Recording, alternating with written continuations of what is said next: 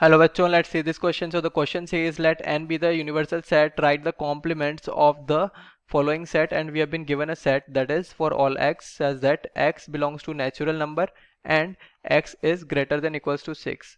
So solving this question solve करने से पहले हम की concepts discuss कर लेंगे जो कि यहाँ use होने वाले हैं, right? So the basic key concepts to be used here is हमें पता होना चाहिए कि हम सेट्स को किन तरीकों से रिप्रेजेंट कर सकते हैं, right? So sets can be represented in two forms. Let us say there is a set in this form, that is A is for all x says that x belongs to something, और we can say condition दे रखा है हमें कोई particular condition, तो इस तरीके को हम कहते हैं set builder form of representation, right? क्योंकि इस पर्टिकुलर कंडीशन को यूज करके हम सेट को बिल्ड कर सकते हैं, राइट? और अगर हमें दे रखा है A is such that it has elements x1 x2 x3 and so on, तो ये तरीका होता है रोस्टर फॉर्म, राइट? क्योंकि हम रोस्टर फॉर्म में हमें सारे एलिमेंट्स दिए होते हैं, सारे मतलब कि ऑलमोस्ट सारे, अगर इनफाइनाइट सेट है तो ऑब्वियसली सारे एलिमेंट्स नहीं दिए होंगे, तो इस तरीके से रिप्रेजेंटेड होगा, तो वो रोस्टर फॉर्म है।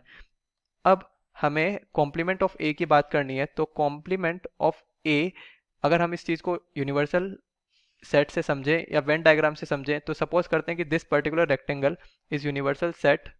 अगर वेन डायग्राम में this particular rectangle is representing universal set, let us से दिस इज यू, देन हम कह सकते हैं कि एक particular circle is there and this represents the set A, right? So कुछ रीजन सेट ए में इंक्लूड होंगे यूनिवर्सल सेट के, तो हमें जो एरिया हमारे पास जो बचता है जो कि यू का पार्ट है मगर ए का पार्ट नहीं है, that is the region which is a part of U and not a part of A. और अगर हम सेट की बात करें तो the elements that is of the part of U but not A are the elements to be represented in the complement of A। मतलब कि ये जो रीजन हमने शेड किया है वो हमें complement of A दर्शा रहा है, that is represented as AC।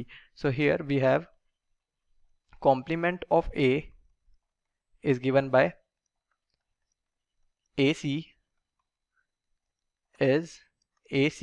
is equals to U minus A, मतलब कि U में से सारे एलिमेंट्स A के हमें सब्ट्रैक्ट करने हैं, right?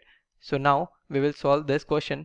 So we have here we have U as universal set that will be having the elements of n, that is natural number, right? तो हम कह सकते हैं U is for all x such that x belongs to natural number, this will be in set builder form। और इससे हम कह सकते हैं U has the elements that is in the set 1 2 3 4 5 and so on it goes on, that is the natural numbers।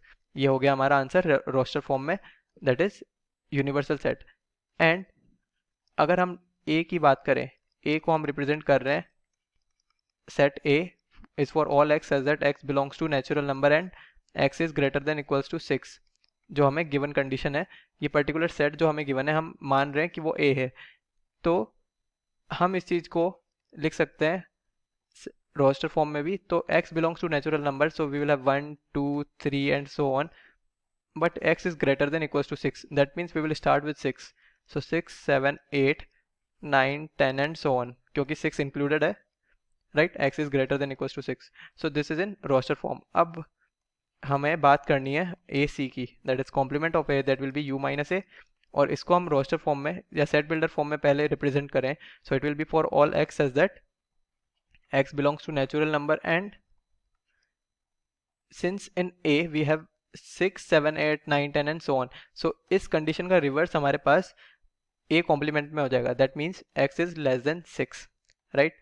x belongs to natural number that is universal, that is in universal set, so it will be included, ये तो include होना ही है, and x is less than 6, so this will be the representation of A complement in set builder form। अगर हम इसी चीज़ को हम roster form में लिखें तो हमारे पास आ जाएगा 1, क्योंकि 1 एक नेचुरल नंबर है और वो A में नहीं है, 2 3 4 and 5, so these numbers only, that is 1 2 3 4 5 will be in A complement, क्योंकि आगे के नंबर्स जो हैं आगे के नेचुरल नंबर सब A में आ जाएंगे, so this will be our final answer। We can highlight this, that A complement is for all x such that x belongs to natural number and x is less than 6 in set builder form and it has elements in the set 1 2 3 4 and 5, so this is our final answer। Hope this is understood well, best of luck and thank you।